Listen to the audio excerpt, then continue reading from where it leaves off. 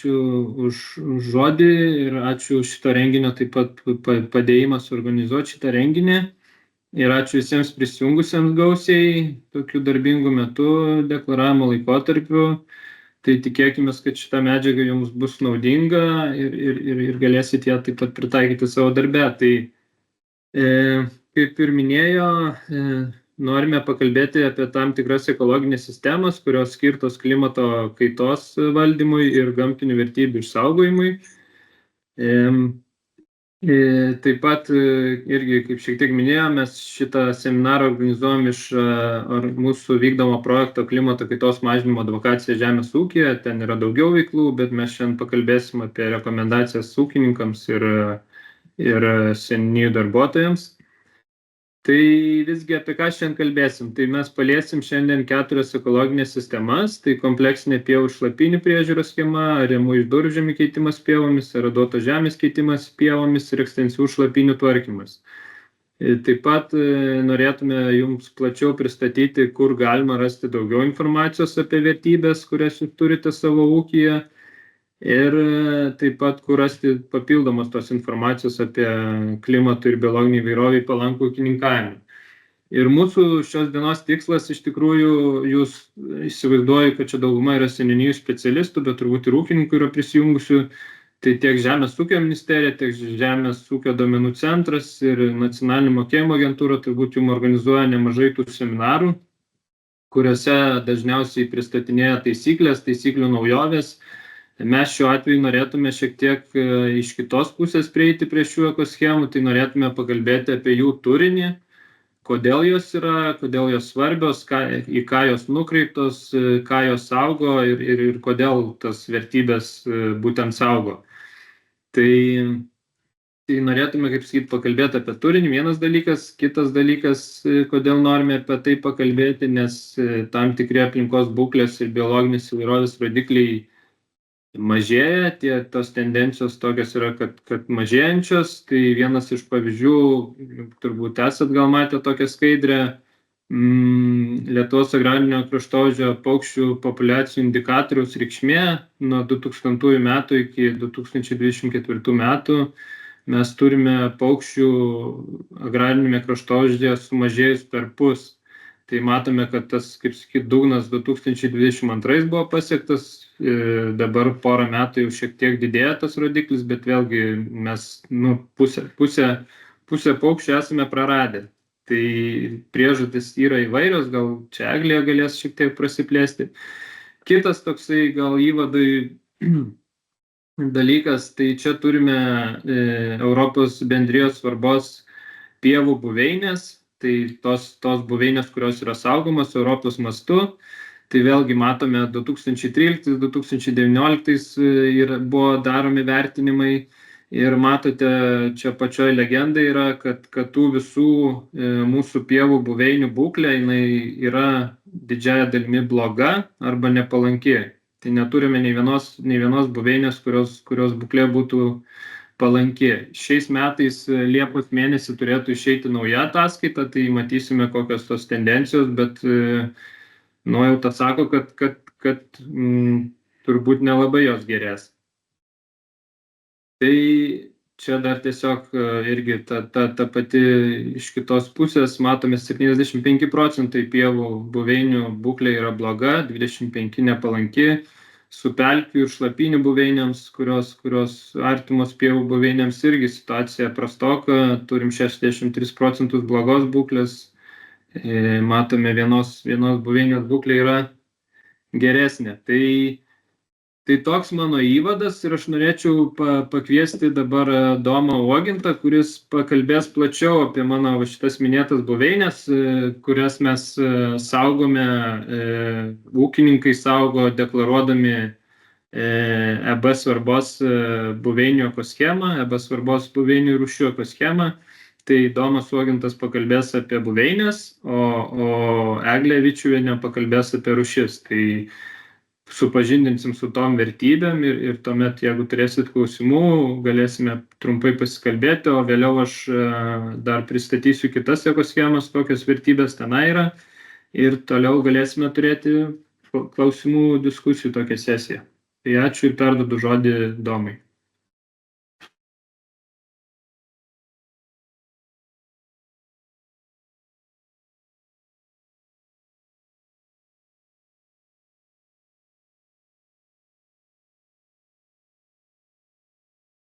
Sveiki, susirinkę. Tikiuosi matote mano titulinę skaidruolę ir kaip Justas minėjo, ačiū Justai už suteiktą žodį ir kvietimą sudalyvauti šiose dirbtuvėse. Džiaugiuosi galėdamas pasidalinti savo turimomis žiniomis su specialistais, kurie iš esmės nulėmė, kaip mums sekasi, prisideda prie buveinių išsaugojimo ir apskritai gamtos išsaugojimo. Taigi mano pranešimo turinys susidės iš 3 aspektų. Visų pirma, iš trumpo įvado įžangos apie buveines, tada apie Europos bendrijos svarbos buveines Lietuvoje, kurios tiesiogiai susijęs su ūkiniu naudojimu, ir taip pat užsiminsiu apie taikomų apribojimų ūkininkams gamtinę prasmę, kodėl tie apribojimai yra ir kokia jų reikšmė gamtai. Taigi visų pirma, norėčiau pradėti nuo labai iš toli, tai yra, kodėl reikalinga buveinių klasifikacija. Tai gamtoje viskas kinta tolydžiai, tai yra palaipsniui pereina iš vieno tipo į kitą tipą, augalijai būdingas kontinuumas ir mes tą tolydumą suskirstom į kažkokias dalis pagal vienokius ar kitokius požymius ir tada bandom įvardinti tuos vienetus. Tai tie vienetai reikalingi tam, kad mes galėtumėm susišnekėti, kad mes sutartumėme, jog kalbam apie tą patį objektą, apie tos pačius objekto požymius ir tai leistų vystyti šiuo atveju gamtosaugą. Egzistuoja daugybė gamtos klasifikavimo sistemų, taip pat egzistuoja daugybė augalijos klasifikavimo sistemų ir Europoje plačiausiai naudojama taip vadinama EUNIS klasifikacijos sistema, kuri klasifikuoja įvairias buveines, įskaitant ir žmogaus sukurtas buveines. Ir dažniausiai buveinių klasifikavimo sistemos remiasi augalais, tai yra augalų rūšimis ir jų deriniais buveinėse. Ir štai pateikiu vieną pavyzdį, tai yra spalvų paletė ir spalvos yra geras klasifikacinės sistemos pavyzdys, ir kuris mes susitarėme, kad raudoną spalvą laikom raudoną, žalią žalia, o jeigu norim tikslesnės klasifikacijos, tai kiekviena spalva turi savo kodą ir galime naudoti tuos kodus. Tai panašiai yra ir su buveinių klasifikacija. Šiuo atveju mes kalbėsim apie Europos buveinių direktyvoje esančias buveinės. Bet prieš tai aš norėčiau pateikti vieną iš buveinės apibrėžimų. Tai visų pirma, kad įsivaizduoti, kas yra buveinė, tai reikėtų suprasti ją taip, kad tai yra organizmo gyvenamoji vieta, kurioje jisai auga, dauginasi, plinta, sąveikauja su kitais organizmais ir taip pat sąveikauja su negyvąja gamtinė aplinka, pavyzdžiui, temperatūra, krituliais ir taip toliau. Kaip jau minėjau, kalbėsime apie buveinių direktyvoje esančias buveines. Tai Europos Sąjungoje egzistuoja 2 taip vadinamos gamtinės direktyvos, kurias Lietuva priėmė įstojus Europos Sąjungą. Tai yra buveinių direktyva ir paukščių direktyva. Ir dabartiniu metu mūsų visa gamtosauga ir remiasi šių 2 direktyvų įgyvendinimu.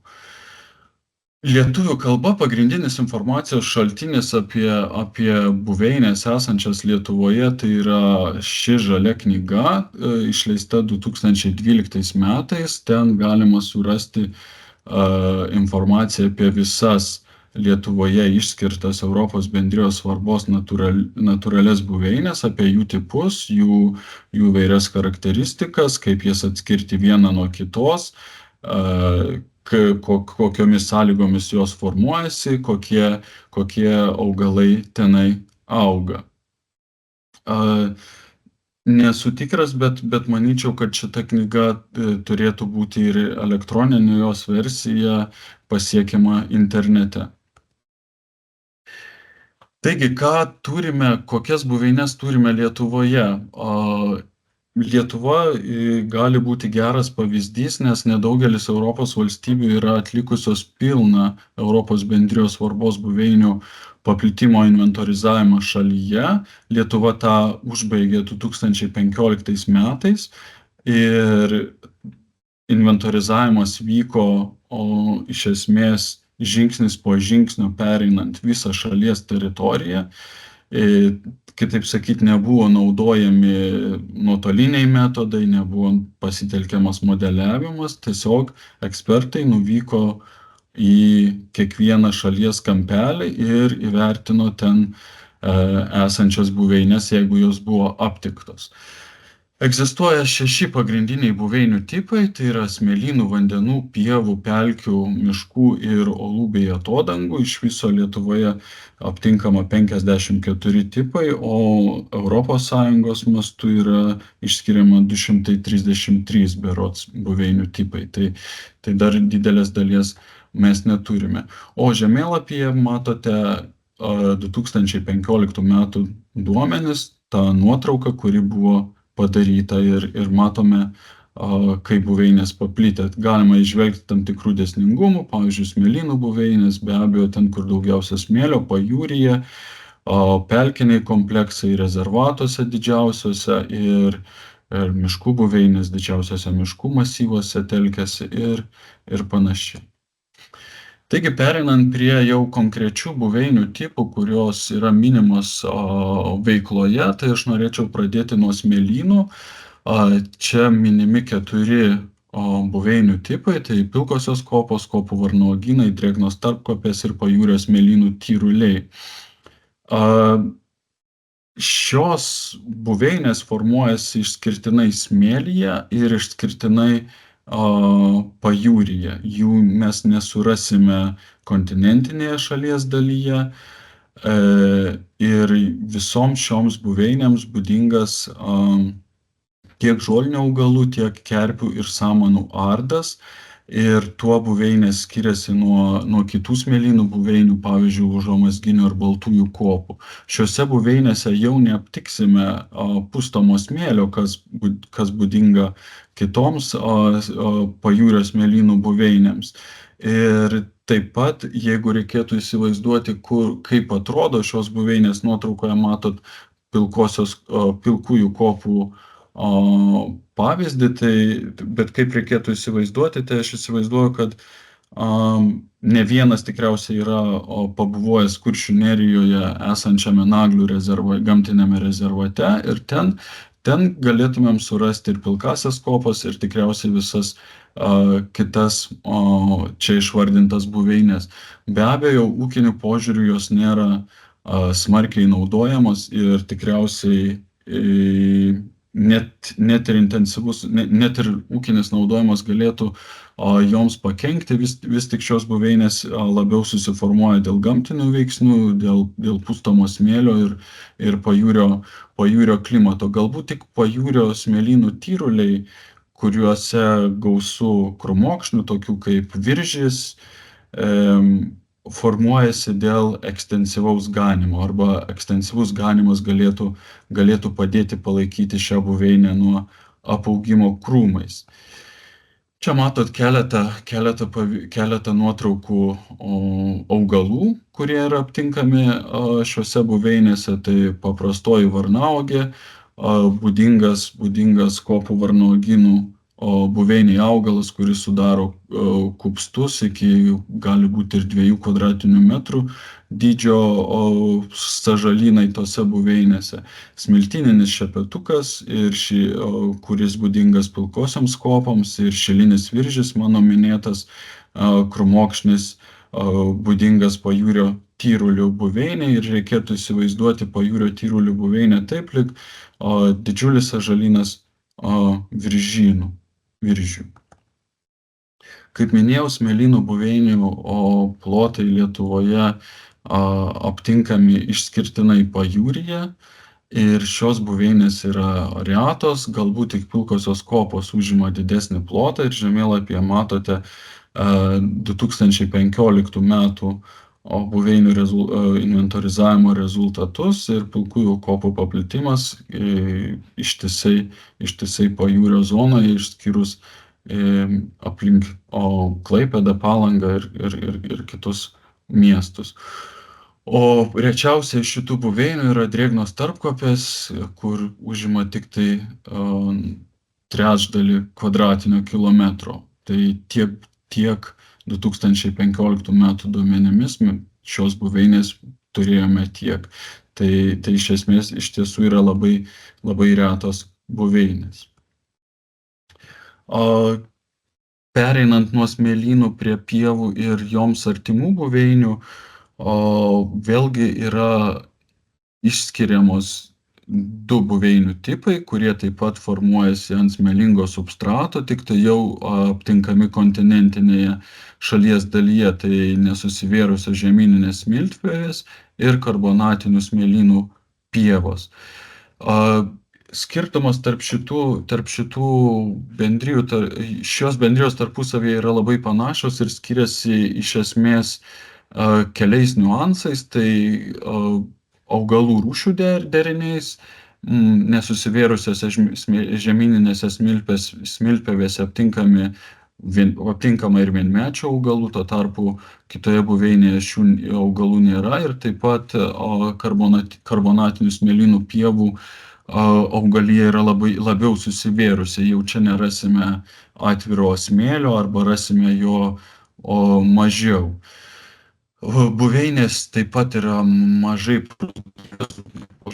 naudojamos, paprastai jos susiformuoja pietų ir pietryčių Lietuvoje, kariniuose poligonuose, įvairiose trypiamose vietose, kurios naudojamos rekreaciniais tikslais, pavyzdžiui.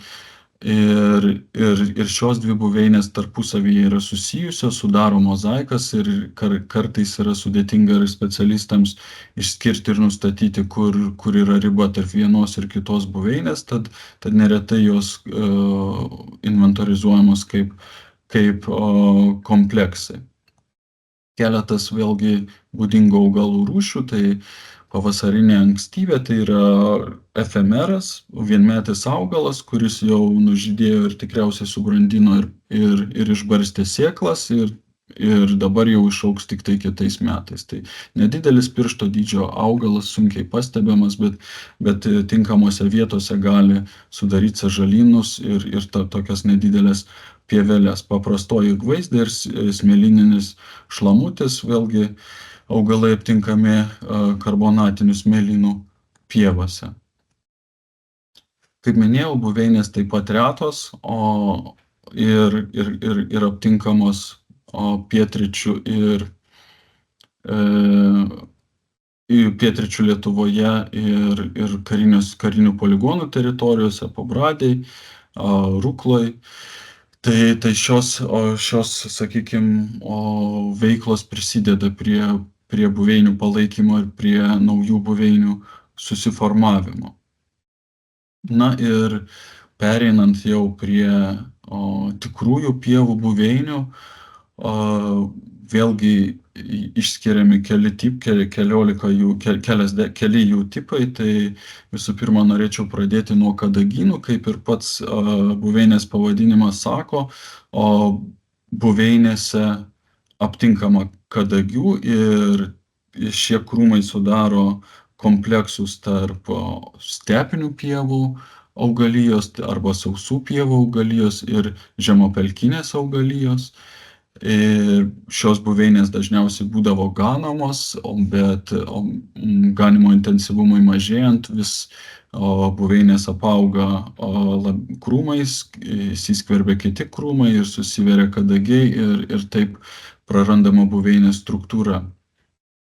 O stepinės pievos tai yra ekstrazoninis augalijos tipas, kitaip sakyti, stepinės pievos būdingos stepių regionui Ukrainoje, Vengrijoje, o pas mus jos randamos tik tai ten, kur yra gerai šildomos vietos, karbonatingas dirvožemis. Tai pavyzdžiui, įvairūs pietinės ekspozicijos šlaitai, nemažai šių pievų yra Mūšos upės slėnyje, Ventos upės slėnyje, Dubysos upės slėnyje, tų upių slėniuose, kurioms būdingi šlaitai. Ir šios buveinės pasižymi ypatingai didelę augalų rūšių įvairovę. Čia galima aptikti ir taip visų mėgstamų, taip vadinamų orchidėjinių augalų. Ir pavyzdžiui, centrinėje Europoje šio tipo buveinėse 100 kvadratinių metrų galima surasti ir 120 augalų rūšių ir daugiau. Aišku, pas mus tokios didelės augalų įvairovės buveinėse nėra, bet taip pat galima priskaičiuoti ne vieną 10 augalų. Ir buveinės pasižymė keletų aspektų, turiu galvoj spalvinių aspektų, ir nuotraukoje matot, kai žydi įvairiažoliai augalai ir buveinės pakankamai spalvingos. Tam tikra stepinių pievų priešingybė yra rūšių turtingi briedgaurynai. Priešingybė ta prasme, kad šios buveinės formuojasi rūgščiuose dirvožemiuose, šaltuose dirvožemiuose ir pagrindinis buveinę formuojantis augalas yra briedgaurė. Jeigu pasižiūrėti, kaip atrodo, tai stačioji briedgaurė formuoja tokį kupstelį ir sudaro pakankamai tankius sąžalynus. Ir jeigu šios buveinės nustojamos naudoti, paprastai jos būdavo ekstensyviai ganomos, tai įsivyrauja briedgaurė ir kitos augalų rūšys nyksta. Ir dar du augalų pavyzdžiai iš stepinių pievų bendrijų. Vėlgi, čia minimos buveinės yra pakankamai retos, galbūt išskyrus stepinės pievas, kurios yra šiek tiek dažnesnės, tačiau dėl sumenkusio naudojimo taip pat jos nyksta. Ir žemėlapyje pateikiamas rūšių turtingų briedgaurynų paplitimas Lietuvoje. Kaip matote, išsiskiria du regionai, vėlgi pietryčių Lietuva ir Žemaitija. Tai yra dėsninga, nes paskutinis apledėjimas nedengia pietryčių Lietuvos dalies ir dirvožemiai buvo ten ilgesnį laiką plaunami kritulių ir dėl to jie yra rūgštesni. Ir taip pat Žemaitijoje, kur irgi iškrenta daugiausia kritulių, lyginant su kitomis šalies vietomis, ir dirvožemiai yra rūgštesni. Na, pereinant jau visiškai prie pievinių buveinių, tų klasikinių buveinių, sakykime, kurios yra pažįstamos ūkininkam, kurios formuojasi vidutinio drėgnumo ir derlingumo sąlygomis, tai yra rūšių gausios ganyklos ir ganomos pievos bei šienaujamos mezofitų pievos. Tai jeigu reikėtų įsivaizduoti pievą, tai iš principo tai yra tipiškos pievų buveinės, kuriuose vyrauja velėną formuojantis migliniai augalai, ir viena nuo kitos buveinės skiriasi tik tai pagal naudojimo būdą. Be abejo, skiriasi ir augalų rūšių deriniai, bet šias buveinės suformuoja ūkinis jų naudojimas. Ir jeigu buveinė rūšių gausios ganyklos ir ganomos pievos mes pradėsime šienauti, tai ilgainiui susiformuos šienaujamos mezofitų pievos, ir atvirkščiai, jeigu mezofitų pievos pradėsime ganyti, tai ilgainiui susiformuos ganyklos ir ganomos pievos. Tai šios buveinės yra vienas iš dažniausių pievų buveinių tipų. Ir skiriasi buveinės be abejo ne tik augalų rūšių sudėtimi, bet ir struktūrinę įvairovę. Tai čia matote, kaip atrodo ganykla, ir pasižymi labiau nuganytomis vietomis ir kupstais, kurių gyvuliai nenuėda, o šienaujamos mezofitų pievos pasižymi tolygesne struktūra. Nėra tose buveinėse kažkokio įsivyravusio vieno augalo, pievos pakankamai harmoningos. Ir skaičiai, jeigu tenai prieš tai minėtos buveinės buvo skaičiuojamos iki 1 km² arba iki 10 km² jų plotas šalyje, tai šių buveinių plotai jau skaičiuojami 100 km².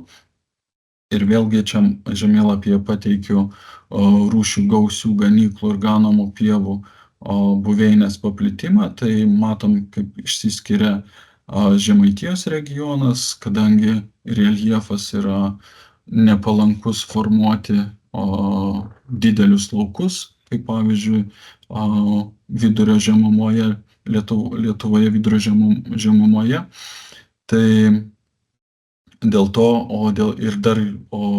ten yra gyva gyvulininkystė, šeimos ūkiai ir ūkininkai gano karves, gano kitus galvijus ir suformuoja šią buveinę. Paskutinis pievų buveinių tipų paskutinė grupė, tai yra drėgnos buveinės.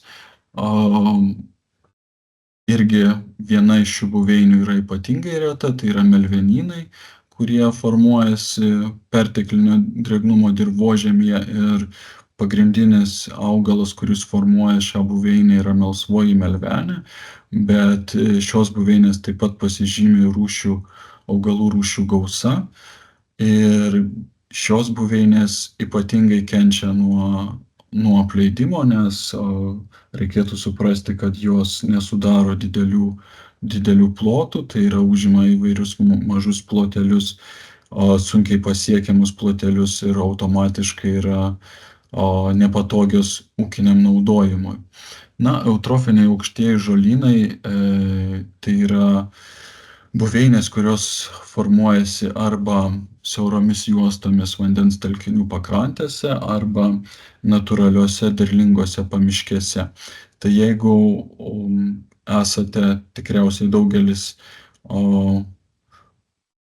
ilsėjasi prie vienokios ar kitokios upės, tai yra ir kartais reikia kirsti nemalonę augalų juostą, kur įvairūs lipikai ir kiti vijokliniai augalai veliasi aplink kojas, tai ten greičiausiai buvo eutrofinių aukštųjų žolynų buveinė. Nebūtinai atitinkanti Europos bendrijos svarbos buveinėm keliamus kriterijus, bet augalų bendrija tikriausiai turėjo būti tokia. O aliuvinės pievos susidaro vietose, kur upių arba sniego tirpsmo vanduo užlieja teritorijas. Šiose buveinėse vyrauja viksvos, taip pat pasitaiko kitų augalų ir šios buveinės yra ypatingai produktyvios, duoda didžiulę augalų biomasę. Be abejo, viksvos nėra pats maistingiausias augalas, tačiau pačios biomasės tikrai duoda daug. Ir štai keletas vėlgi būdingų augalų rūšių pavyzdžių. Tai, kaip minėjau, melsvoji melvenė, tai yra tas augalas, kuris formuoja melvenynus. Patvorinė vynioklė su baltu dideliu žiedu, tai yra tipingas augalas aukštažolynuose. Ir lieknoji viksva suformuoja aliuvinių pievų bendrijas. Taip pat ūkiškai būdavo naudojamos ir pelkės, tai čia išskiriami du pelkių tipai, tai tarpinės pelkės ir liūnai bei šarmingos žemapelkės. Tarpinės pelkėms, tarpinių pelkių ir liūnų buveinėms būdingas augalų rūšių mišinys, kuris ten auga augalai, kurie aptinkami ir aukštapelkėse, ir žemapelkėse. Kadangi čia susiduria įvairios sąlygos ir šios pelkės yra maitinamos tiek gruntinių vandenų, tiek kritulių ir dėl to susiformuoja labai įvairi augalų sudėtis. Šios pelkės gali užimti nemažus plotus, jeigu susiformuoja tinkamose vietose. Ir šarmingos žemapelkės tai yra bendrijos su smulkiųjų viksvų ir žaliųjų samanų danga. Joms būdingas neutralus arba šarmingas vanduo ir čia jau nėra aptinkama aukštapelkėms būdingų augalų arba taip vadinamų oligotrofinių ir mezotrofinių augaviečių augalų. Ir šios bendrijos yra ypatingai retos. Ir pateikiau porą pavyzdžių augalų, tai trilapis pupalaiškis, tai yra būdingas tarpinio tipo pelkių augalas. Ir kitas augalas, liekninė viksva, tai laikomas būdingų šarmingų žemapelkių augalų, tačiau Lietuvoje šis augalas jau neaptinkamas keletą dešimčių metų ir paskutinis stebėjimas jau buvo netgi praeitam tūkstantmetyje ir laikoma, kad šis augalas jau yra išnykęs Lietuvoje, o išnykęs būtent dėl to, kad šarmingų žemapelkių buveinių pas mus mažėja. Jų yra taip nedaug ir dar mažėja. Ir čia pateikiu žemėlapį, kuriame pavaizduotas šarmingų žemapelkių paplitimas šalies teritorijoje ir matom, kad jų buvo priskaičiuota 2015 metais iki 10 kvadratinių kilometrų. Ir iš esmės šios pelkės nesudaro didelių kompleksų. Na ir galiausiai paskutinis buveinių tipas, kuris buvo ūkiškai naudojamas ir kurios dvi buveinės artimos tarpusavyje, nors viena yra priskiriama miškų tipui, tai yra medžiais apaugusios ganyklos, o kita buveinė priskiriama pievų tipui, tai yra miškapievės. Tačiau pagrindinis skirtumas tarp šių buveinių yra taip pat naudojimo būdas. Jeigu medžiais apaugusios ganyklos, kaip pats pavadinimas buveinės sako, tai yra ganomos buveinės ir joms būdingas ryškus medžių ardas, tai tokių parkinių medžių ardas su plačialajų medžių ardas ir taip pat gali būti reto miško arba medžių ir krūmų guotų ir šie sumedėjusios augalijos elementai išsidėsto tarp mažesnių ar didesnių atvirų ganyklų plotų. Na, o miškapievės, tai galbūt miškapievėse neaptinkama pavienių didelių medžių, bet labiau aptinkami nedideli lapuočių medžių ar krūmų guotai, kurie taip pat išsidėsto tarp atvirų pievų plotų ir miškapievės paprastai būdavo šienaujamos. Tai vėlgi ne visada specialistams pavyksta tiksliai atskirti, kuri buveinė, bet paprastai pagal naudojimo būdą šias buveines ir atskiria. Buveinėms būdinga didelė rūšių įvairovė ir taip pat ten aptinkama nemažai saugomų augalų rūšių, o čia pateikiu 3 augalų pavyzdžius, tai sibirinį barštį. Norėjau šiek tiek reabilituoti ir supažindinti, kad net visi tikriausiai yra girdėję apie Sosnovskio barštį, kuris yra invazinis ir kurį reikia naikinti, bet Lietuvoje turime ir vietinį barščio rūšį, tai yra sibirinį barštį, kuris auga minėtose buveinėse. Na, paprastasis kardelis tai charizmatiška augalų rūšis, tai kardelius rugsėjo 1 teikia mokytojams paprastai mokiniai, tokia tradicija, na, o paprastasis kardelis yra mūsų vietinė augalų rūšis. Na ir šiaurinę lipiką įdėjau dėl vienos labai priežasties paprastos, nes šis augalas pakankamai plačiai paplitęs Lietuvoje, bet pavyzdžiui, kai kuriuose šalyse jisai yra saugomas arba labai retas ir kiek man yra žinoma, Nyderlanduose jis aptinkamas tik tai 4 vietose. Tai net ir tokie įprasti augalai, mūsų aplinkai įprasti augalai kitose kraštuose gali būti reti. Todėl iš principo mes ir turėtumėm saugoti buveinės, kad apsaugotume vienokias ar kitokias augalų rūšis ir jų namus. Na ir kaip minėjau, šios buveinės yra retos taip pat ir skaičiuojama iki 10 kvadratinių kilometrų tiek vienos, tiek kitos. Ir vėlgi tas buveinių retumas prisideda dėl to, kad jos nėra labai patogios naudoti. Na ir grįžtant prie gamtinių tendencijų, tai kodėl ta buveinių būklė pas mus prastėja, yra prasta ir prastėja. Tai visų pirma dėl to, kad keičiasi tradicinis kaimo kraštovaizdis, ūkiai stambėja, aplinka vienodėja ir mažėja tas mozaikiškumas, nebėra tų rėžių, kurie būdavo, ir matom grafike, kuris apima nuo 2003-2020 metų laikotarpį, ir matom visiškai priešingą koreliaciją, nepaisant to, kad naudojamų žemės ūkio naudmenų plotas didėja, tačiau ūkių skaičiaus mažėja. Na ir be abejo, ariminė žemdirbystė tai yra kelianti tam tikras aplinkosauginės problemas, sukelia dirvos eroziją, skatina klimato kaitą, alina dirvožemį, ir ypatingai jeigu minėtos pievų buveinės yra suariamos, tai dar ir buveinės sunaikinamos ir prisideda prie būklės blogėjimo. Na, kaip Justas rodė, kad pievų būklė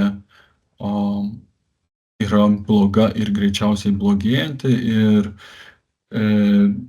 šiemet turi būti pateikta ataskaita Europos komisijai, kaip mums sekasi, kaip Lietuvai sekasi įgyvendinti buveinių direktyvą.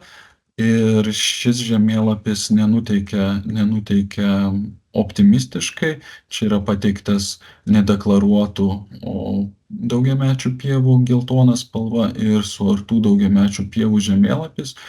Tai tikėtina, kad į tuos raudonus poligonus pateko ir viena kita buveinė. Reikia viltis, kad nepateko dauguma buveinių, bet iš esmės tikrai turėjo patekti viena ar kita, ir bendra buveinių būklė, pievų buveinių būklė greičiausiai nebus geresnė. Na ir kas galėtų padėti pagerinti buveinių būklę? Be abejo, tradicinis pievų naudojimas. Kaip ten bebūtų, mes atgal nesugrįšim, bet ganiava ir piemenavimas išspręstų visas gamtosauginės problemas. Na, o kalbant apie gyvulius, kaip ganymas saugo gamtą, kaip prisideda prie buveinių įvairovės kūrimo ir būklės pagerinimo, tai visų pirma gyvuliai selektyviai pasirenka ką valgyti, turi tam tikras preferencijas, tai yra vieni augalai skanesni, kiti netokie skanūs, ir jau tada, kai jau nebėra ko ėsti, tai tada galima rupšnoti ir tuos mažiau skanius augalus. Ir taip sukuriama įvairi aplinka, mozaikiška aplinka, ir automatiškai, kuo aplinka įvairesnė, tuo daugiau rūšių gali surasti savo tinkamas sąlygas gyventi. Na, be abejo, prisideda prie sėklų pernešimo, prie jų išplatinimo, ne tik kanopomis spaudžia sėklas į dirvą, bet ir taip vadinamas epizochorinės augalų rūšis perneša pavyzdžiui, iš vienos ganyklos į kitą ganyklą. Na, be abejo, stabdo pievų apaugimą krūmais ir medžiais, dalį jų nugrauždami, dalį nutrindami nutrypdami ir panašiai. Na ir kaip minėjau, gyvulių elgesys, jų įpročiai formuoja tam tikras mikrobuveinės, kuriuose gali vietą surasti įvairios organizmų rūšys. Ne tik augalų, bet ir paukščių, vabzdžių, taip pat ir grybų. Taip ir gyvulių mėšlas yra svarbus daugeliu vabzdžių, ten jie randa savo namus, dauginasi ir plinta ir taip sudaro mitybinę bazę paukščiams, šikšnosparniams ir kitiems vabzdžiaėdžiams organizmams. Ir be abejo, kaip jau minėjau, pervarant, pavyzdžiui, gyvulius iš vienos ganyklos į kitą, iš vienos buveinės į kitą, pernešamos augalų sėklos ir taip palaikomos sveikos genetiškai įvairios augalų populiacijos, kurios automatiškai gali lengviau prisitaikyti prie kintančios aplinkos. Na ir iš esmės ūkininkai nuo seno ir gyvuliai buvo ta sąlyga, kodėl egzistuoja pievų buveinių, pievų ekosistemos Lietuvoje. Seniau tą funkciją atlikdavo stambieji žolėdžiai žinduoliai įvairūs, bet po paskutinio apledėjimo jiems išnykus, o šią funkciją perėmė naminiai gyvuliai. Todėl be gyvulininkystės pievų buveinės yra pasmerktos išnykti. Na ir kaip galima puoselėti gamtą gyvulių ganyklose. Tai visų pirma, reguliuojant ganymo intensyvumą. Rekomenduojamas ekstensyvus ganymas, kadangi vėlgi tai dar kartą pasikartosiu, sukuria mozaikišką aplinką, buveinės būna neperganomos, nes tai priešingas procesas, kuris irgi kenkia augalams. Na ir reguliuojamas ganymas, kai imituojamos natūralios migruojančių žolėdžių bandos, tai kitaip vadinamas rotacinis ganymas, tai moksliniai tyrimai rodo, kad šis ganymas yra pats palankiausias buveinėms, nes sukuria, ištęsia laike visą ganymo laikotarpį ir vienos ganyklos jau būna nuganytos, o kitos dar tik ateina gyvuliai ganytis ir tada yra ilgas laiko tarpas, kada ganyklos gali atsistatyti ir vėlgi suranda įvairūs organizmai ten gyvenamą vietą. Na ir dar vienas būdas išskirtas, kuris galėtų padėti puoselėti,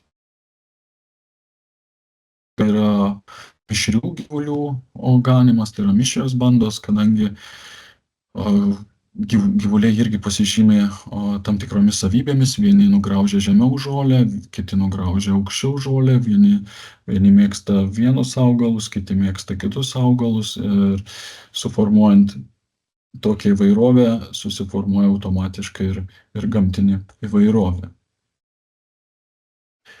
Na, ištęsta rudeninė ganiava vėlgi didina augalų įvairovę. Taip pat suformuoja žemažolę augaliją, o žemažolė augalija pavasarį vilioja įvairius tilvikinius paukščius.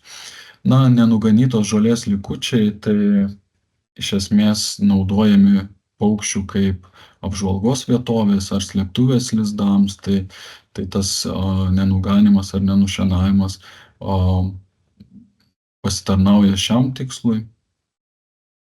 Na, o ekstensyvus ganymas ilgą sezoną tai mažina tikimybę lizdų sutrypimui, suformuoja įvairesnės struktūros augaliją ir tai padeda paukščiams pasislėpti nuo plėšrūnų.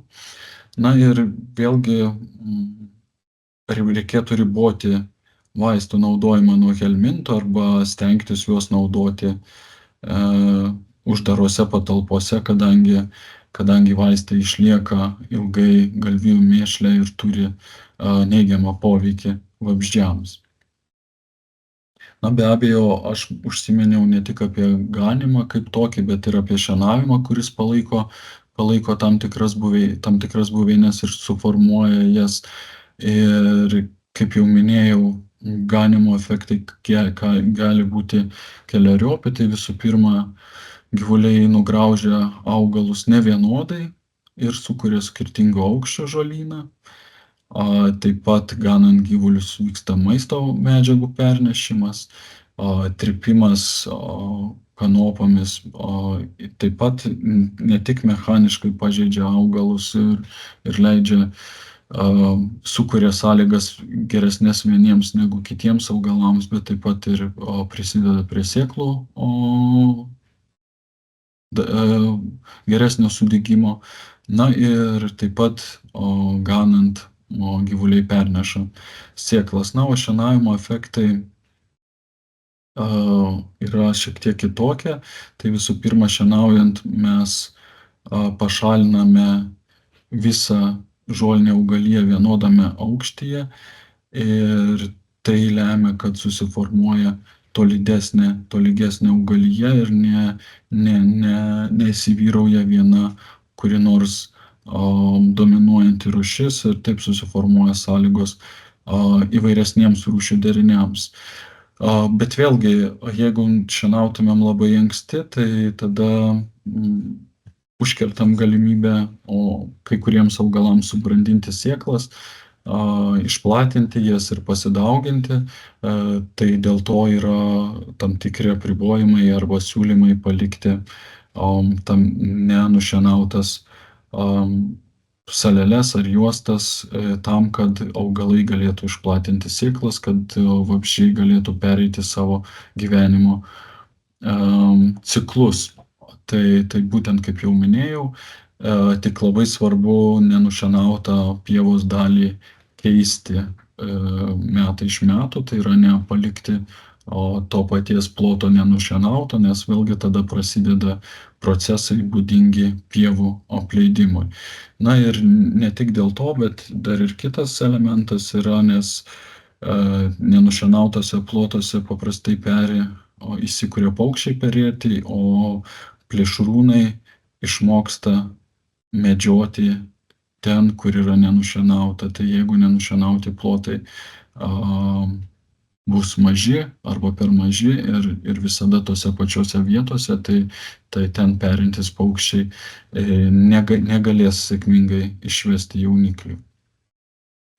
Na ir vėlgi, kad viskas neatrodytų taip liūdna, kad pievos nyksta, tai pievos nyksta, pievų buveinių būklė prasta ir prastėjanti, sakykime, tai vis tik ar galime kaip nors prisidėti prie pievų būklės pagerinimo. Ir mūsų komanda Baltijos aplinkos forumas kartu su partneriais inicijuoja projektą, rengia projekto paraišką, kuris bus skirtas Europos mastu nykstančių ir saugomų pievų atkūrimui. Ir šiuo metu mes ieškome ūkininkų, kurie norėtų atkurti pievas savo teritorijose ir taip prisidėti prie biologinės įvairovės išsaugojimo.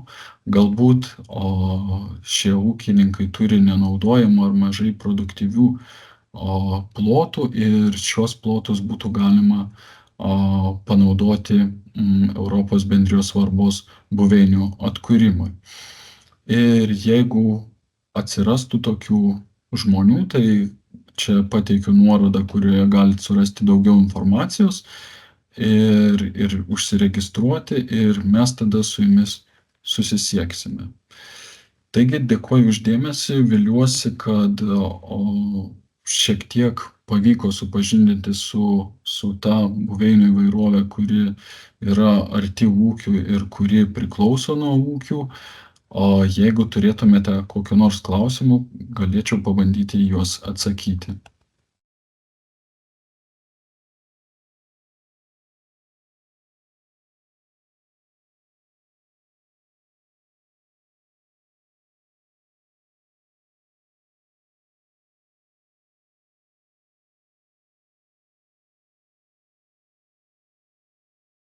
Taip, panašu, kad klausimų neturime, tai tikriausiai pagal programą toliau mano kolegė Eglė kalbės apie paukščius.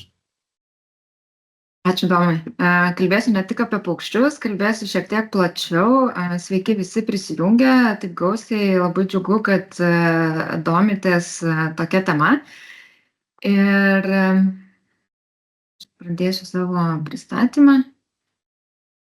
Kolegos, galėtumėt gal patvirtinti, ar gerai matosi viskas? Gerai, puiku. Tai aš esu Eglė Vičiuvienė, aplinkosaugos specialistė iš Baltijos aplinkos forumo ir šiandien kalbėsiu apie saugomas rūšis. Kokios jos ir kodėl jas saugome. Ir tos rūšys tai yra būtent tos, prie kurių tiesiogiai prisidėtumėt vykdydami AB svarbos natūralių pievų, šlapynių bei rūšių buveinių tvarkymo veiklą. Tai pabandysiu papasakoti bendrai apie biologinę įvairovę, trumpai šiek tiek biologinės įvairovės svarbą, kas yra saugomos rūšys, kodėl jas saugome, ar kodėl jas reikia saugoti, kaip jas saugome, ar galime saugoti, ypač kaip ūkininkai gali prie to prisidėti, tiesiog vykdydami ūkinę veiklą, ir kokias rūšis galime saugoti per ekologinės sistemas. Tai pirmiausiai pradėkim nuo biologinės įvairovės. Tai pagal klasikinį, tokį tradicinį apibrėžimą, biologinė įvairovė tai yra visų gyvybės formų Žemėje įvairovė. Ji apima tiek organizmų rūšis, tiek jų genetinę įvairovę ir šių gyvybės formų sąveiką ekosistemose. Tai netgi ryšiai tarp skirtingų rūšių taip pat yra biologinė įvairovė. Ir kodėl jinai yra svarbi? Biologinė įvairovė iš tikrųjų atlieka daug visuomeniai svarbių ekosistemos funkcijų, kaip aprūpina maistu ir gėlų vandeniu, apdulkina augalus. Mes čia kalbame ne tik apie vabzdžius, galbūt mūsų klimato juostoje tai tik vabzdžiai, bet plačiai pasaulyje mes turime ir kitų organizmų, kurie atlieka šią funkciją. Padeda reguliuoti klimatą, kad ir kaip keistai tai skambėtų, tačiau biologinės įvairovės didžiulės struktūros, kaip pavyzdžiui tropiniai miškai, koralų rifai, mangrovės, tai yra didžiulės sankaupos, kurios įtakoja klimatą ne tik ten, kur yra, bet ir padeda jį reguliuoti visame pasaulyje. Tai gal mums šiek tiek ir tolima, tačiau tai yra tiesiog bendrai apie biologinę įvairovę.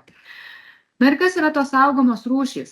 Tai Lietuvoje pagal Lietuvos Respublikos saugomų gyvūnų, augalų ir grybų rūšių įstatymą visos laukinių paukščių rūšys gyvenančios Europoje arba kontinentinėje Europoje aptinkamos rūšys yra saugomos. Ir taip pat saugomoms rūšims priskiriamos nykstančios, pažeidžiamos, retos arba endeminės gyvūnų, augalų arba grybų rūšys įrašytos į Lietuvos saugomų gyvūnų, augalų ir grybų rūšių sąrašą, taip pat Europos bendrijos svarbos gyvūnų ir augalų rūšių sąrašus arba saugomi pagal tarptautinius susitarimus, pavyzdžiui, Berno konvencija, biologinės įvairovės konvencija ir panašius kitus susitarimus.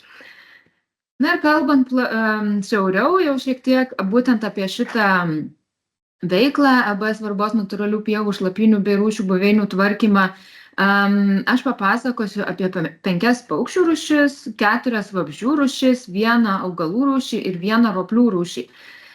Šiek tiek labai į taisyklės nesigilinsiu, jas galima surasti tiek ir mūsų parengtose vienlapiuose, tiek ir teisės aktuose, kurios yra detaliai aprašytos. Tačiau šiai priemonei yra taikomos tokios bendrosios taisyklės, tai kad galima deklaruoti ne mažiau kaip 0,5 hektaro ir tas 0,5 hektaro turėtų būti sudarytas iš ne mažesnių kaip 0,1 hektaro plotų.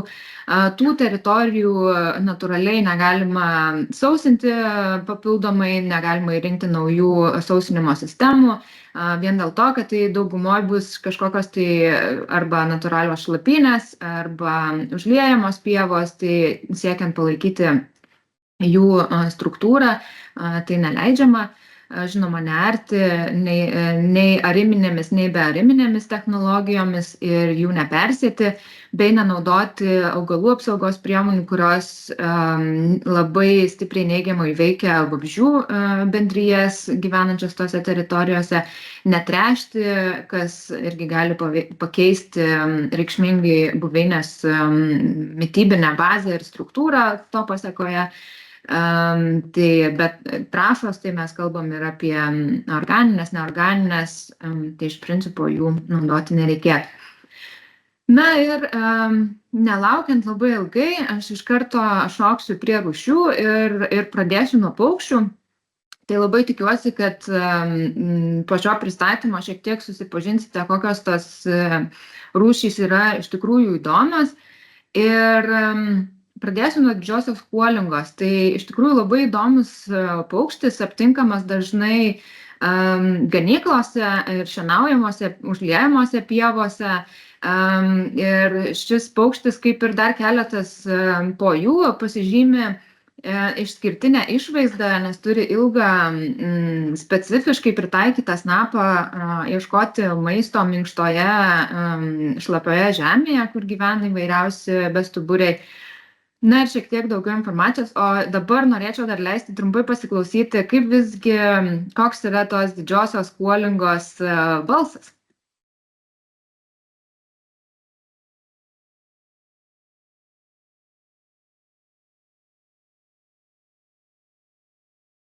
Tai ganėtinai išskirtinė giesmė ir visus paukščius, su kuriais supažindinsiu, iš tikrųjų galima atpažinti pagal jų giedamą giesmę. Yra daromi jų specialūs monitoringai, kuomet specialistai važiuoja tam tikrų paros metu, kuomet jie balsingiausiai būna, kas dažniausiai vyksta vakarais arba labai anksti iš ryto, klausytis, ar tam tikrose teritorijose gyvena tos rūšys. Tai didžiosios kuolingos yra didžiausi siekinių šeimos paukščiai perintys Lietuvoje ir nuotraukų koliaže kairiame kampe galite viršuje matyti, kaip didžioji kuolinga atrodo šalia varnėno. Ir akivaizdu, kad tai yra ganėtinai stambus paukštis, gali sverti net iki 1 kilogramo suaugusi patelė. Lizdas, kaip matot, yra tiesiog duobutė žemėje, šiek tiek paklota sausesnėmis žolėmis. Kaip minėjau, maitinasi įvairiais bestuburiais minkštame drėgname dirvožemyje. Ir jie yra tikri tolimi migrantai, praleidžia žiemą Afrikoje, kaip ir mes tikriausiai norėtume žiemą viską čia palikti ir išvažiuoti ten, kur šilčiau ir daugiau saulės. Deja, tai ši rūšis yra greičiausiai nykstanti paukščių rūšis Europoje ir palaikyti tas buveinės jiems yra kritiška. Ir kas svarbiausia, kad šie paukščiai, kaip ir kiti tilvikiniai, apie kuriuos kalbėsiu, jie puikiausiai sutaria su galvijais. Jie dažnai ieško maisto ten, kur ganosi galvijai, naudojasi jų takais ieškant maisto. Ir tai yra susijęs su tuo, kad besiganydami galvijai palieka savo išmatas, kuriuose gyvena daugybė įvairiausių vabzdžių, mėšlavabalių, musių, didžiulė įvairovė. Ir šie paukščiai tikrai nesibodi ir padėti tą mėšlą išsklaidyti šiek tiek. Toliau susipažinsim su raudonkojų tuliku. Tai iš tikrųjų labai žavingas paukštis, kurį ganėtinai lengvai galima atskirti iš jo ryškių oranžinių ilgų kojų. Tai toks rudas mini gandras, galima sakyti, ir snapas šiek tiek panašus. Na, o jo giesmė visai kitokia negu didžiosios kuolingos.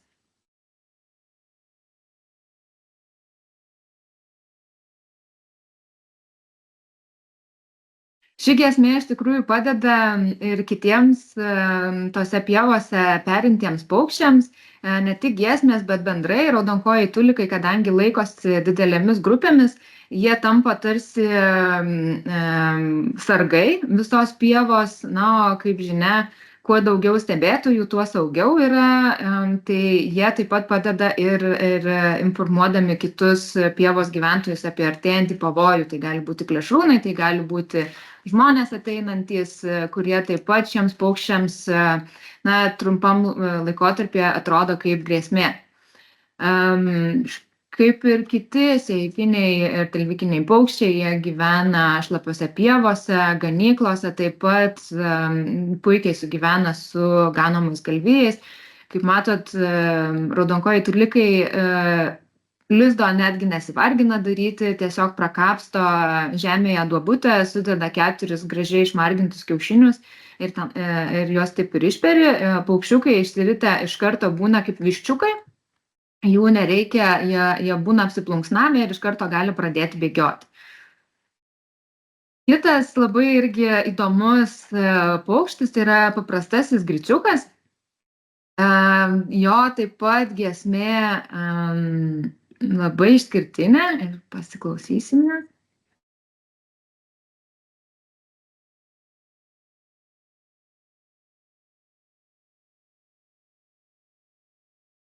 Šiaip labai kviesčiau pasivaikščioti po upių slėnius ar natūralias pievas ir pasiklausyti, ar galite išgirsti šių paukščių.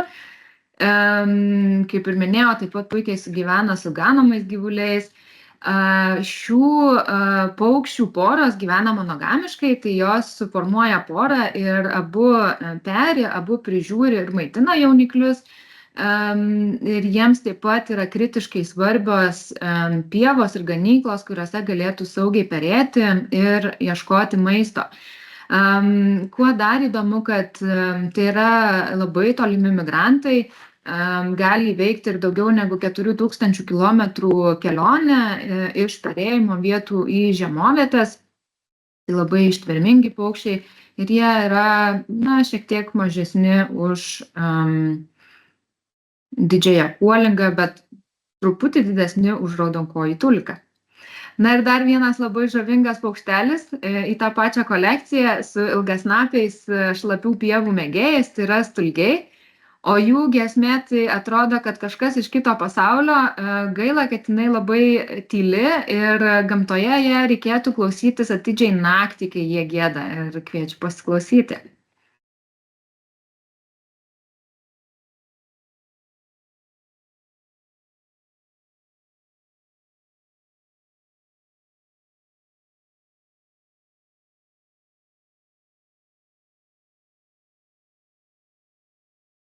Net sunku su kažkuo palyginti, į ką panaši šio paukščio giesmė.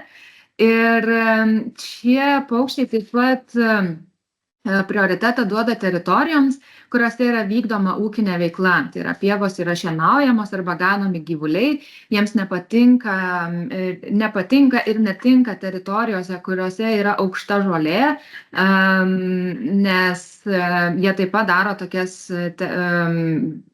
tokius irgi ant žemės lizdelius, kuriuose peri, tai jiems aukšta žolė irgi gali būti ir pavojus dėl plėšrūnų, nes juos tiesiog gali lengviau sumedžioti. Ir žinoma, ūkinė veikla neleidžia plotams apaugti sumedėjusią augaliją, nendrėmis, susiformuoti senos žolės sluoksniui, kas visiems paukščiams, apie kuriuos jau kalbėjau, yra blogas požymis, nes mažėja maisto ir jie tiesiog nebeturi kuo maitintis. Ir dar vienas, tai yra paskutinis paukštis, apie kurį kalbėsiu, meldinė nendrinukė. Tai yra rečiausias žvirblinis paukštis Europoje, beveik ir pasaulyje, tikriausiai galima sakyti, gan sparčiai mažėjantis ir turi labai žavingą giesmę.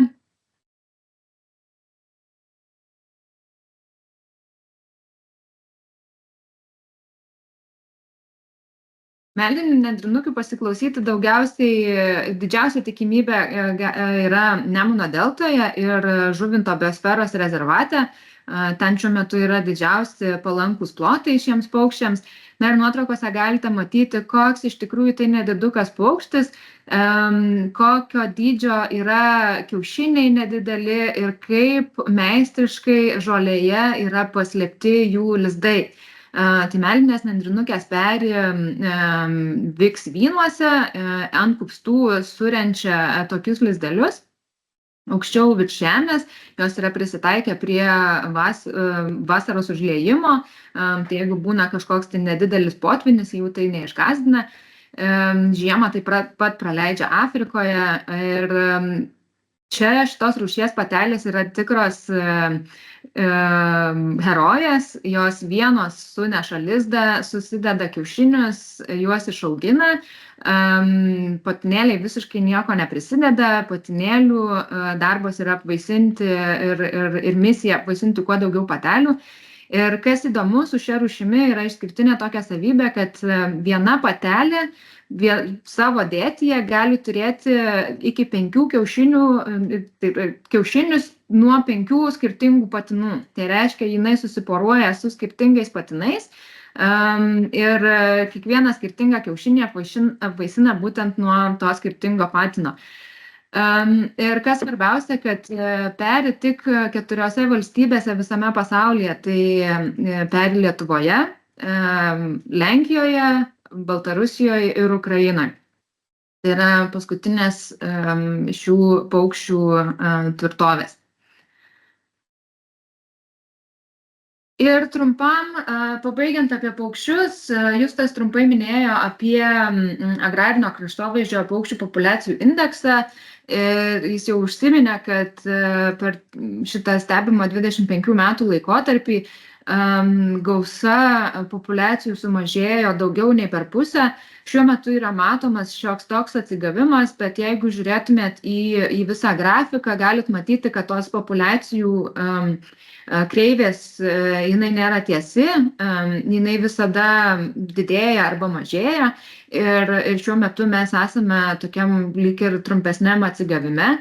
Aš labai norėčiau tikėti, kad ir viltis, kad visgi ta kreivė pradės palengva augti ir nebebus to populiacijų mažėjimo, bet lauksime naujų duomenų iš Lietuvos ornitologų draugijos. Ir kodėl visgi naudojamas yra paukščių indeksas? Tai paukščiai yra plačiai paplitę, dažni, lengvai aptinkami ir atpažįstami, juos nėra sunku išmokti atpažinti skyrus šiek tiek laiko. Paukščiai pasižymė ekologinę specializaciją, užima tik tam tikras buveines, kaip pavyzdys mes turime paukščius, kurie gyvena tik miškuose, turime paukščius, kurie tik tais atvirose buveinėse, yra kuriems patinka labiau apleistos teritorijos arba kaip ir visi minėti paukščiai, jiems yra svarbi ūkinė veikla. Populiacijų gausa priklauso nuo aiškių veiksnių, tai yra maisto buvimo, prieinamumo, kiekio ir perėjimui tinkamų vietų buvimo. Paukščiai yra mobilūs ir jeigu atsiranda kažkokia tai tinkama buveinė, tikėtina, kad jie greitai užims. Tai yra šiltakraujai gyvūnai ir oro sąlygos dažniausiai nenulemia populiacijų gausos pokyčių. Ir praktiškai visos rūšys yra aukščiausio lygmens grobuonys, todėl perėjimo sėkmingumas tiesiogiai siejamas su pokyčiais buveinėje, kurie lemia vabzdžių ar kito grobio gausos pokyčius. Ir kaip skaičiuojamas paukščių indeksas, ir Lietuvos ornitologų draugija pateikė šią informaciją taip pat ir ataskaitoje apie šį indeksą. Ir apskaitos vykdomos kasmet, vadovaujantis standartinė metodika įvairiose Lietuvos vietose. Tie taškai skirtingais metais gali šiek tiek keistis priklausomai nuo savanorių ar specialistų, kurie gali ir turi laiko atlikti šias apskaitas. Tuomet duomenys yra suvedami į vieną duomenų bazę ir vadovaujantis moksliškai pagrįstais metodais apskaičiuojamas indeksas. Stebėtojas, o ką tai reiškia stebėtojui, tai yra taškas, kurį stebėtojas lanko anksti ryte, jų būna 20 iš viso, viename taške paukščiai registruojami 5 minutes, tai gali būti registruojami tiek vizualiai, tiek giesmės, giedantys patinai. Ir kiekvienas maršrutas tas yra kartojamas 2 kartus veisimosi sezono eigoje. Tai dažniausiai būna kažkada tai gegužės viduryje pabaigoje ir tada birželio pradžioje ar viduryje. Na ir svarbiausios stebėsenos išvados, kurias padarė Lietuvos ornitologų draugija, tai kad daugėja rūšių, kurių vietos populiacijos nyksta ir šis procesas vis progresuoja. Kviesčiau pasižiūrėti ir pačią ataskaitą, ten yra detaliau aprašyta kiekviena rūšis, kokia jų yra situacija. Ir nuo 2000 metų matomas nuolatinis šių rūšių mažėjimas, tai yra griežlių, pempių, dirvinių vieversių, kregždžių, šelmeninių, pievinių kalviukų, kiauliukių, paprastųjų medšarkių ir varnėnų. Tai netgi varnėnai tokie įprasti, atrodo, mūsų kraštovaizdžio paukščiai, tie taip pat susituria su didžiuliais iššūkiais. Ir agrarinio kraštovaizdžio biologinės įvairovės nykimo procesas greitėja deja ir pastaraisiais metais biologinės įvairovės būklė blogėja sparčiau negu tai buvo prieš tai. Ir Lietuvos ornitologų draugijos nuomonė vertinama, kad didžiausią neigiamą poveikį populiacijoms gali turėti buveinių nykimas, ypač pievų plotų mažėjimas, nes, kaip žinia, tie patys dirviniai vieversiai, jiems yra svarbus atviri plotai, kurie galėtų ant žemės išperėti savo jauniklius. Ankstyvas šienavimas ir intensyvi pasėlių priežiūra, intensyvus pesticidų naudojimas. Ir čia susiję yra su tuo, kad tai gali paveikti maistą, kuriuo maitinasi tie visi paukščiai, kraštovaizdžio elementų naikinimas, sausinimas žemių, na ir žinoma, neišvengiamai klimato kaita. Na, tai tiek apie paukščius ir dabar dar pasistengsiu labai neišsitempiant, nes matau, kad laikas senka, prabėgti ir vabzdžius ir kitas organizmų grupės, kurios galite saugoti vykdydami šią veiklą. Tai vienas iš jų yra auksuotoji šaškytė, tai yra tikrai gražiai atrodantis dieninis drugys. Ir tai yra dieninių drugių rūšis specialistė. Tai reiškia, kad šią rūšį galima aptikti tik tam tikrose buveinėse, kadangi dieniniai drugiai yra tiesiogiai susiję su savo mitybiniais augalais, tai reiškia, ant ko jų vikšrai maitinasi. Ir šios rūšies drugių vikšrai maitinasi pievinės miegalės augalais, kurią matote čia skaidrėje, taip pat arba rečiau žvaigždūnė. Taip pat vikšrai ypač mėgsta atviras, gerai šildomas vietas, kur tie augalai daugiau saulėj būna ir vikšrai irgi yra juodi ir prisitaikę efektyviai sugerti saulės šilumą. Ir tai ypač aktualu santykinai mūsų trumpomis vasaromis, nors jos atrodo, kad ir pradeda ilgėti.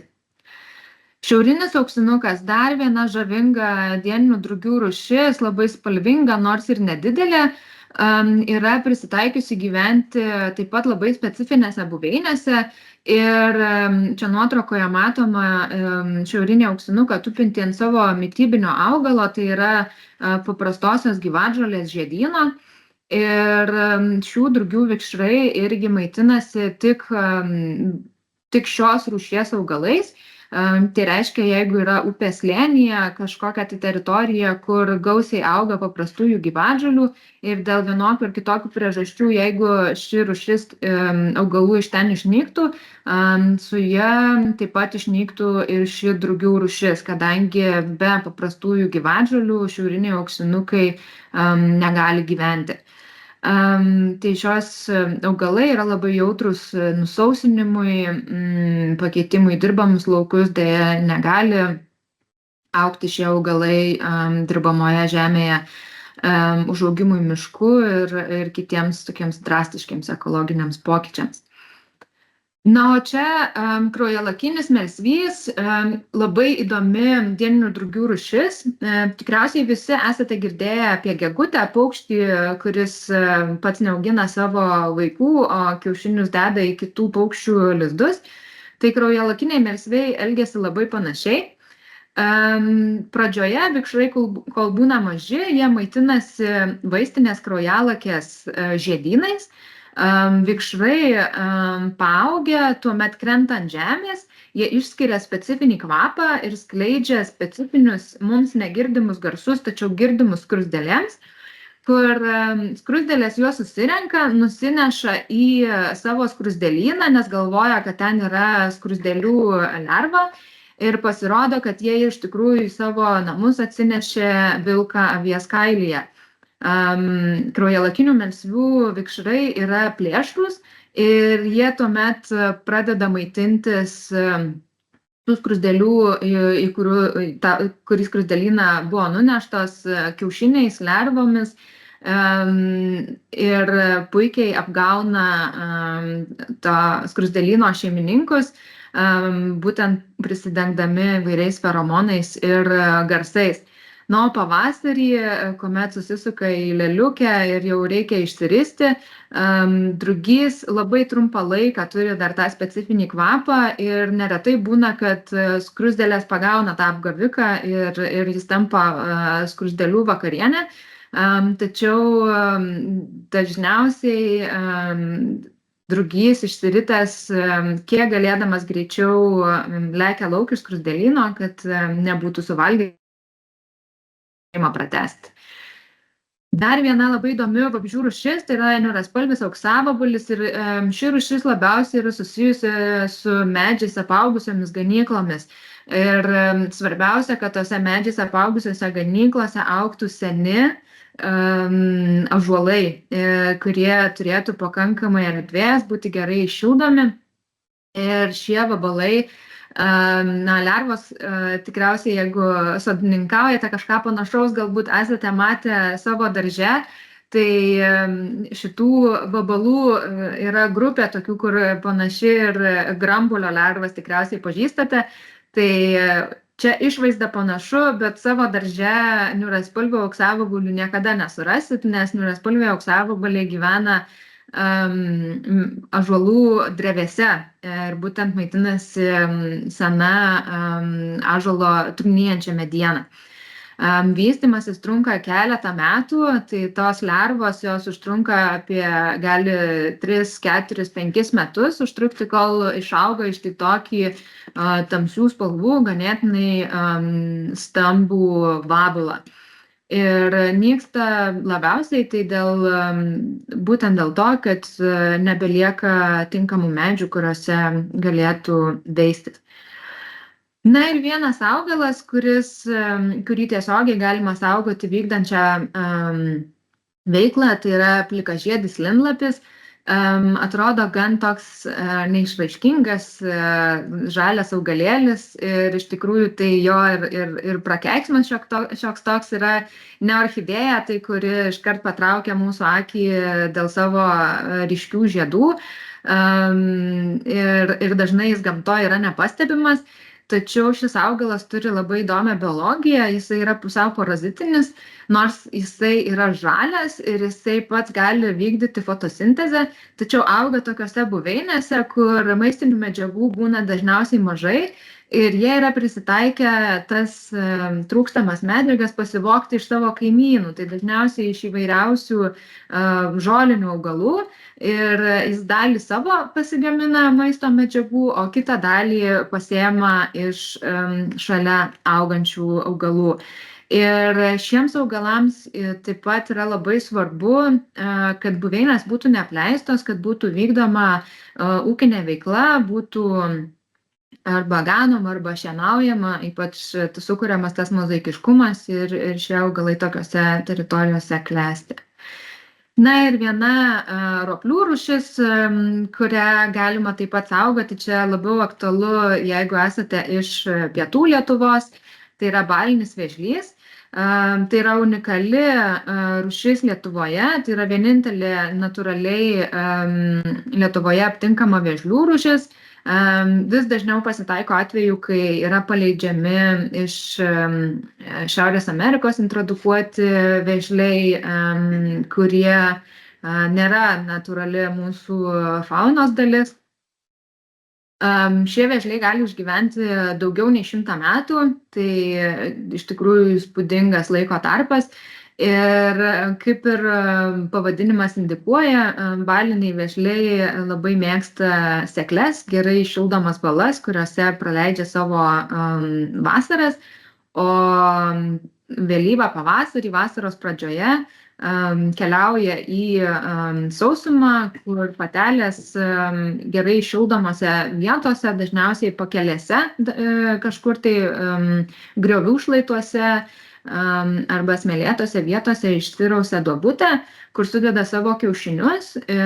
Kiaušiniai tenais inkubuojasi, natūraliai saulės šildomi ir išsirita tik tais kitą pavasarį. Kitą pavasarį išsirita vėžliukai, keliauja tuomet vėl į artimiausias balas, bet neretai eina netgi ir į tas pačias, iš kurios patelės išlipo, kad sudėtų tuos kiaušinius. Tai tiek apie rūšis. Na, o jeigu norėtumėt sužinoti daugiau apie Lietuvos saugomas rūšis arba tiesiog susipažinti su biologinė įvairovė, labai rekomenduočiau pasinaudoti yra Lietuvos saugomų rūšių informacinė sistema. Jeigu jūsų žemėje, jūs, pavyzdžiui, užregistravote saugomas rūšis, jūs taip pat jas galite patys ten savanoriškai registruoti. Jeigu norite sužinoti, ar jūsų žemėje yra registruotų, jūs galėtumėte pateikti prašymą, norėdami tai sužinoti. Labai rekomenduoju iNaturalist programėlę, tai yra ne tik Lietuvos, tai yra viso pasaulio tokia platforma, kur susirenka tiek mėgėjai, tiek profesionalai ir gali padėti jums identifikuoti nuo paprasčiausių iki pačių rečiausių rūšių, kurios gyvena jūsų plotuose. Na ir žinoma, Lietuvos raudonoji knyga, kurią galima rasti ir skaitmeniniu formatu ir susipažinti daugiau apie saugomas rūšis, kurių mes turime daugiau nei 700. Na, informacijos šaltiniai, kurie bus pateikti kartu su skaidruolėmis. Ir ačiū labai už jūsų dėmesį ir mielai atsakysiu į klausimus, jeigu tokių būtų dabar.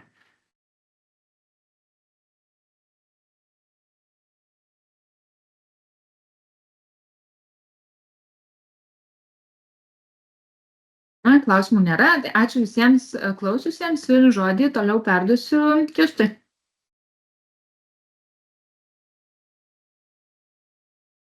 Taip, dėkui Eglei, dėkui Domui ir aš tiesiog pabaigsiu su dar keliom skaidrėm apie likusias ekosiemas, kurias minėjom, kad pristatysim.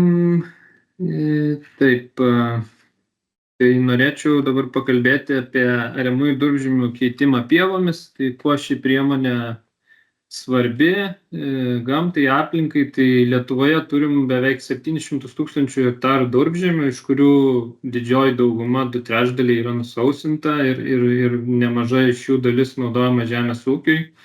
Ir kaip žinia, žemės ūkio sektorius yra 3. sektorius pagal šiltnamio efektą sukeliančių dujų emisijas Lietuvoje.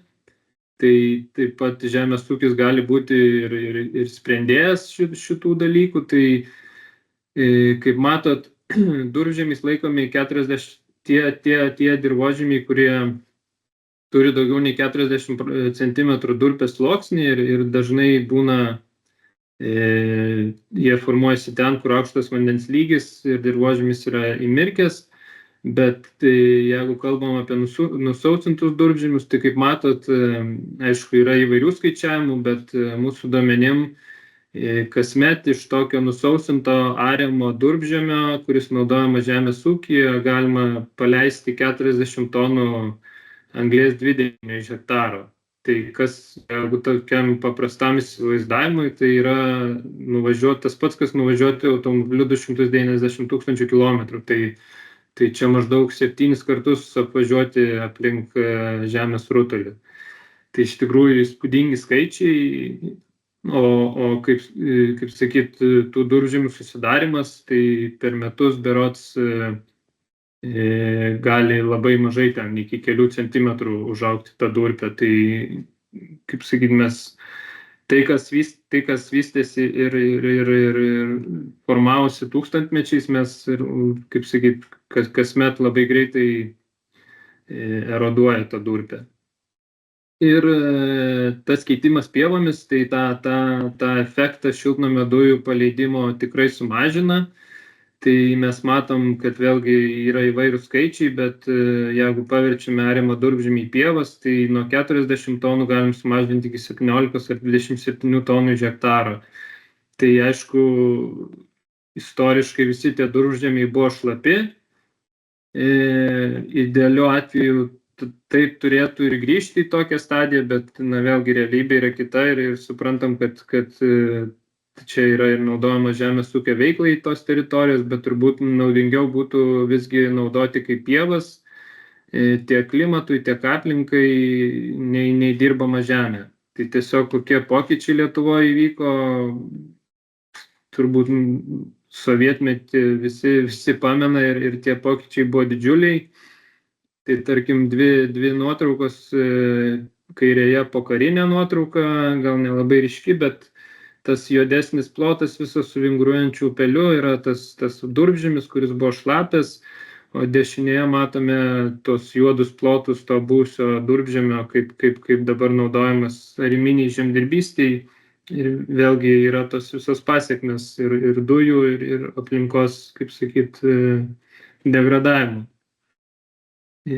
Dar vienas pavyzdys, vėlgi matome kairėje didžiulis durpžemių plotas, kuris vėliau tapo durpynu ir dabar yra po durpyno išeksploatavimo naudojamas žemės ūkyje irgi, tai matome tuos didžiulius plotus, kurie irgi yra ariami ir yra tekę irgi šituose plotuose konkrečiai būti, tai su besikeičiančiom mūsų klimato sąlygom, tai iš tikrųjų tokie plotai, aš manau, ateityje labai tiesiog turėsim problemą su jais ir ateityje jie visiškai nederlingais taps, nes ir dabar kritulių nėra, temperatūros aukštos, tai ten tiesiog pustomų ta organika nyksta ir tiesiog iki pustomų smėlių tampa tokie laukai. Tai tikrai perspektyvų naudoti juos kultūroms auginti turbūt vis mažės ir būtų protingiausia bent jau į pievas juos paversti.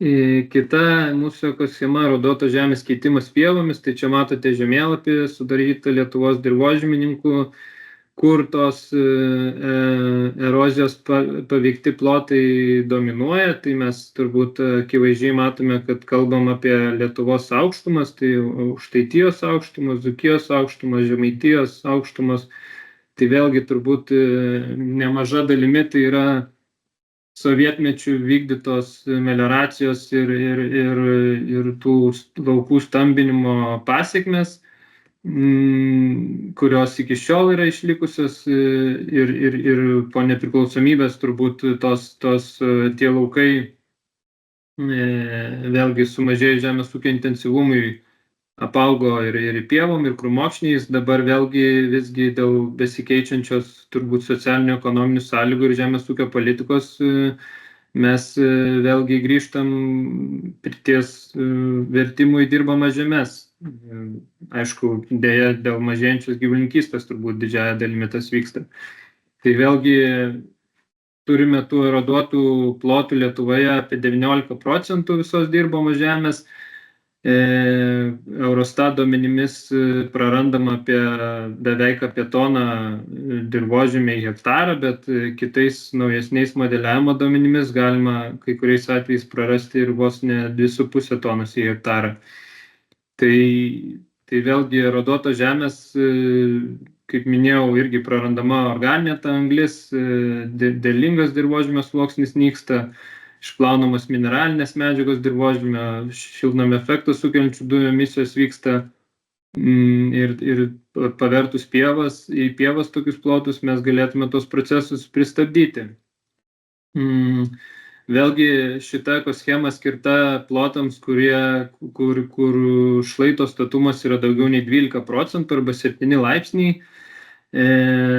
Tai kažkiek norėtųsi galbūt ir pakritikuoti šitokią taisyklę, nes kaip matom iš analizės atliktos Lietuvos kaimo plėtros 2014-2020 metų, tai didžiausia dalis eroduojamų dirvožemių buvo, kurių polinkio kampas nuo 2 iki 5, tai kaip sakyt, šita priemonė ne visai pataiko į tos teritorijas, į kurias turbūt reikėtų pataikyti. Tai čia tiesiog pavyzdys, kurį turbūt kas deklaruojat pasėlius tikrai žinot. Tai kaip matom, tie plotai daugiausiai eroduojami šiuo atveju irgi paversti dirbama žeme. Ir paskutinė priemonė, kurią norėčiau pristatyti, tai ekstensyvus šlapynių tvarkymas. Tai Eglė su Domu jau jum pristatė tiek buveinės, tiek rūšis. Tai iš tikrųjų pats šlapynių palaikymas tikrai yra labai svarbus.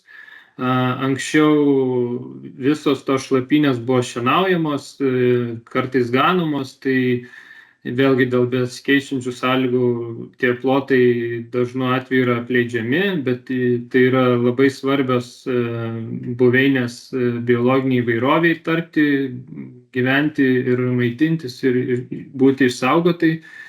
Tai tiesiog tikrai aktuali priemonė ir keletas pavyzdžių, ką mes dažnu atveju dabar turim, taip atrodo tos apleistos šlapynės, apaugusios krūmokšniais, mažais medeliais. Ir pavyzdžiai, kaip tos teritorijos atrodo po atkūrimo, tai iš tikrųjų tokios nemaži viksvinių pievų masyvai šlapių. Kartais taip pat ir pagal taisyklės tam tikroms rūšims turėtų būti šienaujama tarpais, paliekant dalį šienautos, dalį nešienauto ploto. Dar keli pavyzdžiai, kaip tvarkomos tos šlapynės, šalinimas sumedėjusi augalija. Aišku, tos sumedėjusi augalija taip pat reikia šalinti dėl to, kad norint išlaikyti tą šlapynę geros būklės, dažnu atveju ten yra durpžemiai, tai mes, kaip sakyt, turime neprarasti vandens, o visa ta sumedėjusi augalija ir krūmokšniai, jie visgi dar labiau padidina vandens garavimą ir mes, kaip sakyt, ta buveinės būklė dar labiau jinai blogėja. Tai čia tos pačios teritorijos pavyzdžiai, kaip atrodė prieš tai, kaip atrodo atkurta. Aišku, tai yra sudėtinga veikla. Tam reikia specialios technikos, kuri yra papildomai turi būti pritaikoma. Tai yra, pavyzdžiui, dvigubi ratai traktoriui arba speciali vikšrinė technika, kuri nežaloja tos buveinės, kuri neįsilaiko joje ūkininkaujant. Ir iš tikrųjų tai yra irgi brangi technika, bet sutvarkius šias buveinės mes taip pat išsaugom didžiąją dalį bioįvairovės. Tai tokie pavyzdžiai kaip baltynė, gegūnė, mūsų lietuviškos orchidėjos, kiauterėstės tritonas arba dvilapis purvuolis, kurią neseniai, kaip sakyt, vienoj atkuriamoj šlapynėj iš tikrųjų tie atkūrimo darbai davė labai gerų rezultatų ir dabar turime vieną didžiausių Lietuvoje populiacijų to augalo atkūrus tą šlapynę.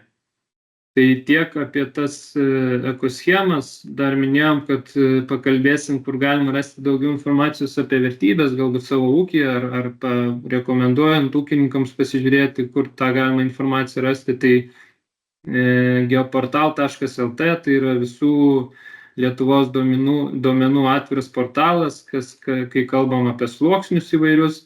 Tai ten taip pat galima surasti ir mūsų aptartų buveinių sluoksnį. Taip pat Eglė jau minėjo saugomų rūšių informacinę sistemą. Tai čia aš įkėliau tokį žemėlapį, matom tas rūšių saugomų paplitimas Lietuvoje. Tai kiekvienas Lietuvos pilietis gali pateikti prašymą ir kad jam būtų suteikta informacija, kokios saugomos rūšys randamos pas jį laukose, ūkyje ar tiesiog, kaip sakyti, nebūtinai, jeigu ir ūkininką gali paprašyti duomenų. Dar pora šaltinių, tai Žemės ūkio duomenų centro žemėlapiai, tai čia vėlgi matome tos pačius geros agrarinės ir aplinkosaugos būklės ir valdymo reikalavimų sluoksnius ir žemėlapius, kontrolinės žemės sklypų sluoksnius ir taip pat, ką mes kalbėjom, tai yra apie buveinės ir rūšis. Tai vat šitas sluoksnis yra su zylute, tenai paspaudus galima pasitikrinti irgi, ar jūsų plotuose yra tų buveinių ir ar jūs galite pretenduoti į minėtą tą EB svarbos pievų šlapynių rūšių ekoschemą. Ir Eglė, kaip dar minėjo, ta iNaturalist bendruomenė ir programėlė, tai nebūtinai gal jūs norite rinkti tos duomenys, bet internete galite irgi, yra žemėlapis, tai matot, kuo raudonesnė spalva, tuo daugiau rūšių užregistruota, tai tiesiog, jeigu jums įdomu, galite pasižiūrėti kas jūsų plotuose gyvena ir ką jūs iš tikrųjų su savo ūkinė veikla palaikote. Tai šiame projekte mes pabandėm visas šitas ekoschemas ir kai kurių daugiau tiesiog sudėti paprasta, aiškia kalba svarbiausias taisyklės, taip pat tas turinio dalis sudėti. Tai visa ta medžiaga pasiekiama matomu adresu, čia tik dalis jų matosi, yra ir daugiau tos medžiagos, tai labai kviečiam naudotis. Ir pabaigai taip pat mūsų organizacija taip pat organizuoja tokį gerą ūkininko čempionatą, kurio viena dalis yra ūkininkų nominavimas ambasadoriais, kurie prisideda aktyviai prie aplinkos ir biologinės įvairovės išsaugojimo savo veiksmais, bet taipogi mes apdovanojame, kaip sakyti, ir paminime seniūnijas, kurios iš tikrųjų atlieka didžiulį darbą, jūs atlieka tą didžiulį darbą, dirbate su ūkininkais ir skatinate deklaruoti tas ekologinės sistemas, ekoschemas. Tai tiesiog tikimės, kad mūsų šita medžiaga pateikta, kuri supažindino gal ne tiek su taisyklėm, kiek su turiniu ir tom saugomomis rūšimis. Įsivaizduoju, tos informacijos tikrai labai daug buvo, gal detalios, bet tikimės, kad jinai bent šiek tiek padės praplėsti, kaip sakyti, tą akiratį, kas slypi už tų ekoschemų, dėl ko jos yra ir ką su jų pagalba galime mes išsaugoti tą visą mūsų bendrą turtą, didžiulę įvairovę, kaip matėte, ir galbūt konsultuojant ūkininkus tą informaciją jum pravers. Tai tiek tos medžiagos.